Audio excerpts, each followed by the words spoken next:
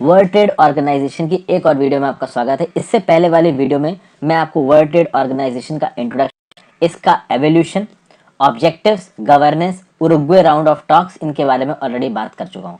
यहाँ पे बात करेंगे world trade organisation contribution to the world. World trade organisation का इंडिया के साथ क्या इश्यूज चल रहे हैं। 4 मेजर इश्यूज हैं जो कि रिसेंटली न्यूज में है।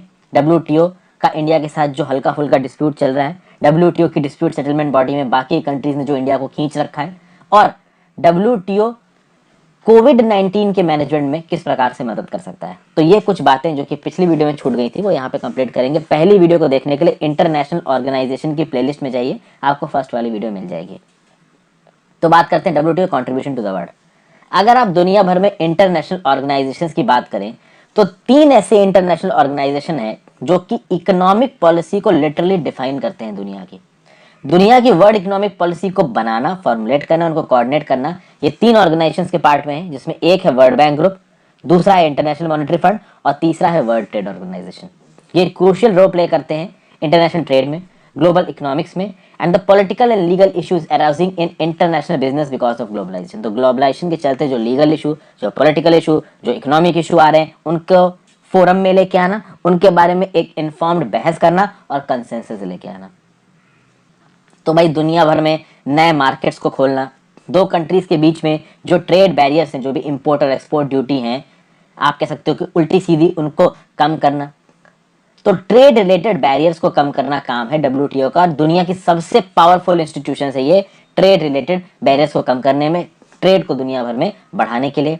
आईएमएफ और वर्ल्ड बैंक के साथ कोऑर्डिनेट करके ही डब्ल्यूटीओ काम करता है, ताकि ओवरऑल जो दुनिया में इकोनॉमिक पॉलिसी बने उनमें कोहेसिवनेस एक कंसोलिडेटेड वे से बनाया जा सके। एक ऐसी इकोनॉमिक स्ट्रक्चर बनना चाहिए जहां पे आईएमएफ, वर्ल्ड बैंक और डब्ल्यूटीओ एक साथ एक दूसरे के साथ कोऑर्डिनेट करते हुए नजर आए, अलग अलग कंट्रीज एक दूसरे के साथ कोऑर्डिनेट करते नजर आए। लेकिन होता यह है दोस्तों कि ग्राउंड फंक्शनिंग में बहुत सारे ट्रेड रिलेटेड डिस्प्यूट्स होते हैं। अक्सर कर कंट्रीज आपस में ट्रेड की पॉलिसीज को लेके एक दूसरे के ऊपर इल्जाम डालती नजर आती है डब्ल्यूटीओ में। तो इसलिए डब्ल्यूटीओ के पास ये पोटेंशियल भी है कि दुनिया भर की कंट्रीज के बीच में जो मनमुटाव है ट्रेड को लेके, उसको सॉल्व करके बायलैटरल रिलेशंस को अच्छा रखा जाए, वर्ल्ड पीस को मेंटेन किया जाए through negotiations, consultation and mediation. आगे बढ़ने से पहले वीडियो पे लाइक का बटन, अगर अब तक आपने चैनल को शेयर और सब्सक्राइब नहीं किया तो बिल्कुल कर दीजिए दोस्तों। मेरे द्वारा बनाएगी और वीडियोस को देखने के लिए और मुझे हेल्प करने के लिए आप ज्वाइन बटन दबा के चैनल के मेंबर भी बन सकते हैं, जिससे मेरी थोड़ी हेल्प हो जाएगी, आपको भी कुछ एक्स्ट्रा वीडियोस मिल जाएंगी। इंस्टाग्राम पे फॉलो कर लीजिए, आपकी जूनियर डॉट्स जवाब दूंगा। टेलीग्राम ग्रुप ज्वाइन कर लीजिए, वहाँ पे आपको इस लेक्चर की पीडीएफ मिल जाएगी। तो भाई ग्लोबल ट्रेड रूल्स, जो भी डिसीजंस डब्ल्यूटीओ में लिए जाते हैं वो कंसेंसस के थ्रू लिए जाते हैं। ऑब्वियस सी बात है, जब भी बहस होती है किसी एक रूल को लेके, सारी कंट्रीज आपस में बैठ के बातचीत करती हैं। बातचीत करने के बाद कुछ लोग कंसेशंस करते हैं, कुछ लोगों को फायदा होता है, और फाइनली जो फाइनल नियम बनता है वो नियम सारी कंट्रीज मान रही होती हैं, और उन नियमों को मेंबर पार्लियामेंट्स रेटिफाई भी करती हैं, जिससे प्रॉस्पेरस, पीसफुल और अकाउंटेबल इकोनॉमिक वर्ल्ड होगा। और कहीं ना कहीं ट्रेड नेगोशिएशंस में डब्ल्यूटीओ से पहले गैट ने, यानी general agreement on tariff and trade, जिसके बारे में मैंने पहले बताया है, 1948 में बना था, 1994 तक काम किया, और फिर 1 जनवरी 1995 से डब्ल्यूटीओ ने एक स्ट्रॉन्ग और प्रॉस्परस ट्रेडिंग सिस्टम ऑलरेडी दुनिया में बना दिया है। हालांकि इसके ऊपर आगे काम करना बहुत ज्यादा जरूरी है। इंडिया डब्ल्यूटीओ का मेंबर है 1 जनवरी 1995 से, जब डब्ल्यूटीओ बना, और इससे पहले GATT, general agreement on tariff and trade का मेंबर इंडिया जुलाई 1948 से। डब्ल्यूटीओ की प्रोसीडिंग्स में इंडिया ने एक बहुत मेजर रोल प्ले किया है। डेवलपिंग वर्ल्ड में एक लीडर की तरह इंडिया सामने निकल के आया है। जब डोहा का डब्ल्यूटीओ कॉन्फ्रेंस हुआ था 2001 में, जहां पे कुछ मेजर मल्टीलेटरल ट्रेड डिसीजंस लिए गए थे, वहां पे डेवलपिंग ब्लॉक के रिप्रेजेंटेटिव की तरह खड़ा था इंडिया। वहां पे 142 कंट्री के डेलीगेट्स थे, ट्रेड टॉक्स हो रही थी, इन्वायरमेंट, कंपटीशन, इन्वेस्टमेंट, यहाँ पे इंडिया ने बहुत सारे कंसेशंस लिए, इंडिया ने बहुत सारे बेनिफिट्स जीते।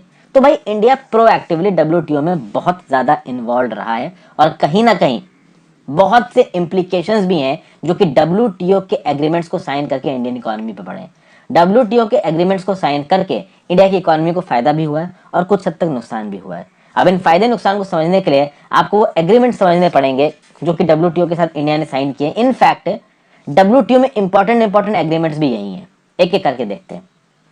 एक है reduction of tariff and non tariff barriers, एक है ट्रेड रिलेटेड इन्वेस्टमेंट मेजर्स, एक है trips, trade related intellectual property rights, एक है एग्रीमेंट ऑन एग्रीकल्चर, एक है agreement on sanitary and phyto sanitary measures.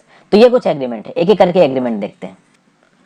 Tariff और नॉन टैरिफ बेरियर का रिडक्शन, मतलब कि ओवरऑल भाई जो भी मैन्युफैक्चर प्रोडक्ट्स एक कंट्री में बन रहे हैं दूसरी कंट्री में जा रहे हैं तो उनके ऊपर मिनिमम इंपोर्ट ड्यूटी लगाई जाए।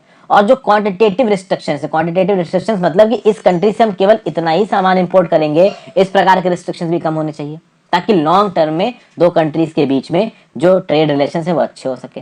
फिर ट्रेड रिलेटेड इन्वेस्टमेंट मेजर, ये क्या बोलता है कि मान लीजिए कोई एक ऐसा कॉर्पोरेट है इंडिया के अंदर जो कि डोमेस्टिकली पैसा इन्वेस्ट कर रहा है और कोई एक बाहर का कॉर्पोरेट है जो इंडिया में इन्वेस्ट करना चाह रहा है, तो इन दोनों के बीच में इक्विटी होनी चाहिए, पैरिटी होनी चाहिए। मतलब कि आप डोमेस्टिक इन्वेस्टमेंट को ज्यादा फेवर करो और इंटरनेशनल फॉरेन इन्वेस्टमेंट को कम फेवर करो, ये नहीं होना चाहिए। इस बात को इंश्योर करता है ट्रिम्स। और कहीं ना कहीं ऐसा हुआ भी है, इंडिया में जब भी बाहर से पैसा इन्वेस्ट होता है ना, हमारी देश की सरकारें, दुनिया भर की देश की सरकारें बाहर के इन्वेस्टमेंट को अपने देश में बुलाती हैं। तो ट्रिम्स तो प्रॉपर तरीके से इंप्लीमेंट हो रहा है। ट्रिप्स की बात करते हैं, ये क्या है, इंटेलेक्चुअल प्रॉपर्टी राइट्स।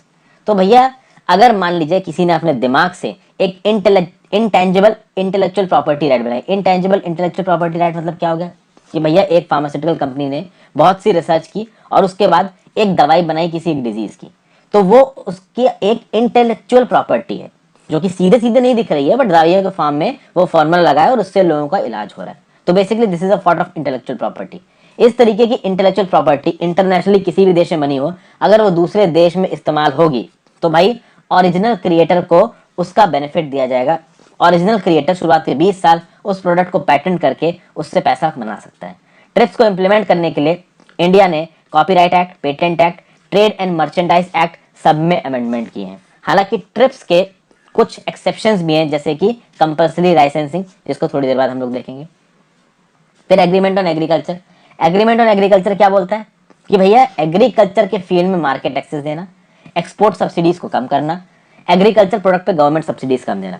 अब समझिए बात की, इंडिया के कंटेक्स्ट में देखते हैं। इंडिया अगर एग्रीमेंट ऑन एग्रीकल्चर डब्ल्यूटीओ को पूरी तरीके से साइन करता है तो उसका क्या मतलब होगा? इसका मतलब ये होगा एग्रीकल्चर से रिलेटेड जितने भी प्रोडक्ट हैं, जैसे कि डेयरी, गेहूं, धान, चावल, दालें, कुछ भी, वो बाहर से इंडिया में फ्रीली आ सकती है। तो अगर इंडिया अपना मार्केट एक्सेस देता है तो कम इंपोर्ट ड्यूटी पे बाहर से ही एग्रीकल्चर प्रोडक्ट्स इंडिया में आ सकते हैं। एक्सपोर्ट सब्सिडी मतलब इंडिया के एग्रीकल्चर प्रोड्यूसर्स हैं उनको कम एक्सपोर्ट सब्सिडी दिए बाहर सामान एक्सपोर्ट करने के लिए। अब अगर आप बात करो दोस्तों, मैं आपको एग्जांपल देता हूं। MAEQ कोटा नाम का एक कोटा होता है। अगर आप शुगर बनाते हैं इंडिया में, शुगर आप कह सकते हो एक एग्रीकल्चर प्रोडक्ट है, तो अगर आप शुगर के मैन्युफैक्चरर हो इंडिया में और आप शुगर बना के बाहर एक्सपोर्ट कर रहे हो तो आपको MAEQ कोटा बेनिफिट मिलता है।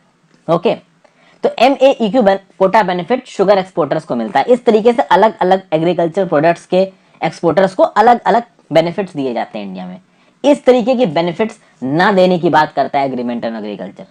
और plus government subsidy on agriculture product, यानी कि MSP, मिनिमम सपोर्ट प्राइस, एक प्रकार की गवर्नमेंट सब्सिडी हो, यानी किसान जो गेहूं और चावल पैदा कर रहे हैं उनको ये एश्योरेंस है सरकार की तरफ से कि भैया इतने दाम पे हम आपका गेहूं दान खरीदेंगे MSP के अंदर। फिर फर्टिलाइजर सब्सिडी, बहुत प्रकार की सब्सिडी दी जाती है। ये सब चीजें नहीं देनी है एग्रीमेंट ऑन एग्रीकल्चर, ये बोल रहा है।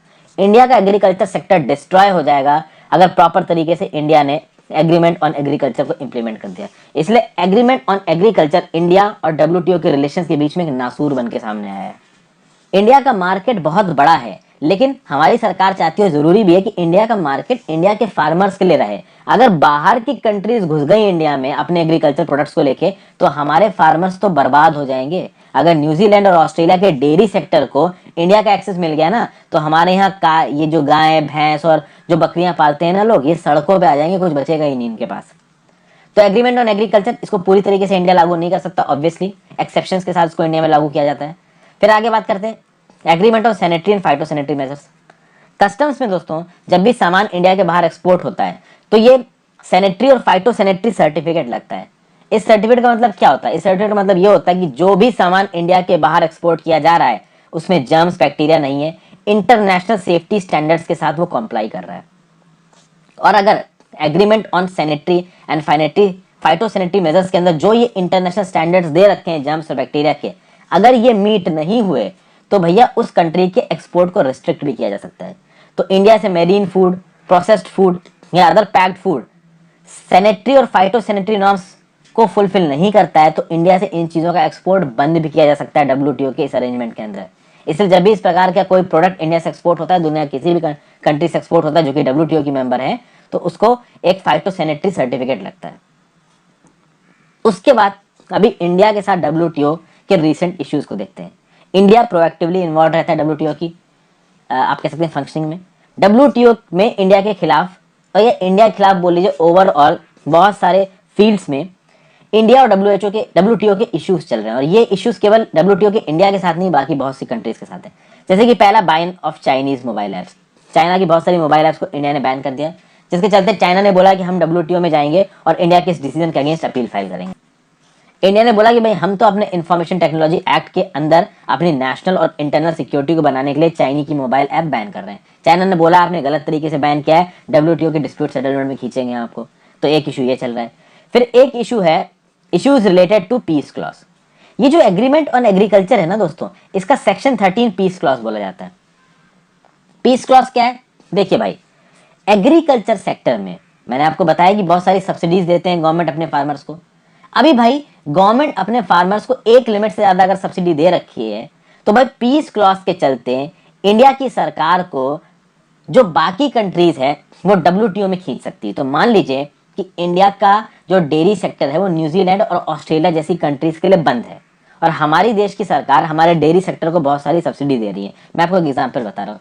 तो ऐसे केसेस में पीस क्लॉज को अगर पूरी तरीके से अडेयर करता है इंडिया, एग्रीमेंट ऑन एग्रीकल्चर को अडेयर करता है, तो न्यूजीलैंड और ऑस्ट्रेलिया की सरकार WTO में इंडिया को घसीट सकती है और इंडिया के ऊपर इल्जाम लगा सकती है कि भाई ये पीस क्लॉज का गलत इस्तेमाल करके अपने डेयरी मार्केट को हमारे प्रोडक्ट्स के लिए बंद कर रहे हैं। समझ गए? फिर information and communication technology tariff case. तो भैया इंडिया में जो भी IT प्रोडक्ट्स इंपोर्ट होते हैं, जैसे कि फॉर एग्जांपल तैपई नाम की जगह ताइवान में, ताइवान की कैपिटल है तैपई। अभी तैपई और ताइवान दुनिया का one of the largest semiconductor और इंटीग्रेटेड चिप्स और आप कह सकते हो कि इलेक्ट्रॉनिक इक्विपमेंट्स का बहुत बड़ा मैन्युफैक्चरर है ताइवान। ताइवान के इलेक्ट्रॉनिक कंपोनेंट्स इंडिया में आते हैं, जापान के इलेक्ट्रॉनिक कंपोनेंट्स इंडिया में आते हैं। तो जापान और तैपई पहुंच गए WTO की डिस्प्यूट सेटलमेंट बॉडी में, और वहां पे जाके बोला कि ये जो इंडिया है वो हमारे प्रोडक्ट्स के ऊपर ज्यादा इंपोर्ट ड्यूटी लगा रहा है, जिसको बोला गया ICT टैरिफ केस। फिर इसी प्रकार से फिशरीज सब्सिडी है। अभी क्या होता है, फिशरीज एक बहुत अलग ही सेंसिटिव प्रकार का टॉपिक है दोस्तों। दुनिया भर की कंट्रीज फिशरीज को सब्सिडी देती हैं, केवल इंडिया नहीं, इवन डेवलप्ड कंट्रीज भी फिशरीज को सब्सिडी देती हैं। अब यहाँ पे अगर आप कंपेरेटिव देखें, कंपेयर करेंगे, तो इंडिया का अपने फिशरीज सेक्टर को सब्सिडी देना बहुत जरूरी है, क्योंकि कहीं ना कहीं डेवलप्ड कंट्रीज में जो फिशरमैन है उनके पास अच्छे फिशिंग व्हीकल्स आ गए हैं, अच्छे फिशिंग बोट्स आ गए हैं, उनकी जो फिशिंग टेक्नोलॉजी है वो काफी एडवांस हो चुकी है। इंडिया की फिशिंग टेक्नोलॉजी अभी उतनी एडवांस नहीं हुई है। इसीलिए फिशरी सब्सिडीज, इंडिया को अपने फिशरमैन को फिशरी सब्सिडी देना जरूरी है।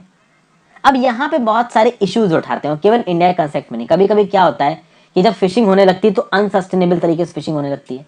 फिशिंग करने के बाद एक इंटेंसिव सीजन जब फिशिंग का निकल जाता है ना, आपको उस पानी को खाली छोड़ना पड़ता है ताकि वहां पे छोटी फिश ब्रीड करके अपनी पॉपुलेशन को रिक्यूपरेट कर सके, रीऑर्गेनाइज कर सके। अगर आप लगातार फिशिंग करते चले जाओगे तो आपको फिश कैच मिलने बंद हो जाएंगे। समझ गए बात को? तो फिशरीज सब्सिडीज को लेके WTO में लंबे समय से एक बहस चल रही है कि कैसे फिशरीज नाम के इस ऑक्यूपेशन को सस्टेनेबल बनाया जाए, कैसे ये जो अनवांटेड सब्सिडीज दी जाती हैं फिशरीज सेक्टर में डेवलपिंग कंट्रीज द्वारा अपने फिशरमैन को, इनको कम किया जाए ताकि US यूरोप की जो सस्ती फिशेज हैं वो इंडियन मार्केट में आ सके, श्रीलंकन मार्केट में आ सके। तो ये फिशरीज सब्सिडीज का भी केस है जहां पे इंडिया WTO के साथ एंगेज कर रहा है। और फाइनली कोविड-19 का पैंडेमिक। भैया कोविड-19 के क्राइसिस ने दिखा दिया कि इस पैंडेमिक से अकेले जूझ पाना किसी देश के बस की बात नहीं है, इसलिए इंटरनेशनल कोऑपरेशन और कोलैबोरेशन बहुत ज्यादा जरूरी है। और इसमें WTO एक मेजर रोल प्ले कर सकता है, सप्लाई चेन्स को फ्री और ओपन रख के, वैक्सीन का प्रॉपर क्लासिफिकेशन करके, इंपोर्ट और एक्सपोर्ट के रिस्ट्रिक्शंस को हटा के। यहाँ पे दो चीजें इंपॉर्टेंट हो जाती हैं, voluntary sharing and pooling of intellectual property rights. ये क्यों बोला जा रहा है? देखिए बड़ी बड़ी कंट्रीज, खासकर US जैसी कंट्रीज अंडर ट्रंप क्या बोल रही है कि वैक्सीन बनेगी तो सबसे पहले हम इस्तेमाल करेंगे। तो ये गलत है। कोविड-19 का पैंडेमिक पूरी दुनिया में फैला है, तो अगर वैक्सीन बनी है तो वो अफोर्डेबल कॉस्ट में दुनिया में बंटनी चाहिए। तो अफोर्डेबल कॉस्ट नहीं चाहेंगे कंपनी वाले, प्राइवेट कंपनी वाले। एक कंट्री जहां पे वो वैक्सीन बनी है वो चाहेगा कि सबसे पहले वैक्सीन हमारे देश के लोगों को मिले। तो ओवरऑल वैक्सीन नेशनलिज्म और इस पूरे वैक्सीन प्रोडक्शन के प्रोसेस को एक लिमिट से ज्यादा कॉमर्शियलाइज करने की कोशिश की जा रही है, जहां पे WTO के ट्रिप्स एग्रीमेंट का कंपल्सरी लाइसेंसिंग निकल के आता है। कंपल्सरी लाइसेंसिंग क्या है? वैसे तो मैंने आपको बताया कि ट्रिप्स एग्रीमेंट के अंदर एक पर्टिकुलर मैन्युफैक्चरर की इंटेलेक्चुअल प्रॉपर्टी राइट को प्रोटेक्शन दी जाएगी, लेकिन मान लीजिए जब कोई एक दवाई है, एक दवाई जो कि बल्क में बहुत सारे लोगों की जिंदगियां बचा सकती है, उस दवाई की मैन्युफैक्चरिंग उसके ओनर की परमिशन के बिना, ऑथराइजेशन के बिना अगर आप बनाना शुरू कर दो तो इसको बोला जाता है कंपल्सरी लाइसेंसिंग। कंपल्सरी लाइसेंसिंग का क्लॉज इंडिया ने केवल 1 या 2 बार ही इन्वोक किया है इंडिया में, ठीक है ना भाई। तो WTO ट्रिप्स के एग्रीमेंट के अंदर कंपल्सरी लाइसेंसिंग आनी चाहिए। कहीं ना कहीं वैक्सीन नेशनलिज्म और वैक्सीन का एक्सेसिव कोलैबोरेशन, कॉमर्शियलाइजेशन नहीं होना चाहिए। और ये कौन इंश्योर कर सकता है? ये वर्ल्ड ट्रेड ऑर्गेनाइजेशन इंश्योर कर सकता है। तो ये था एनालिसिस वीडियो का। आई होप आपको पसंद आई हो। वीडियो को लाइक और शेयर किया मत जाना। Have a great day friends, good bye.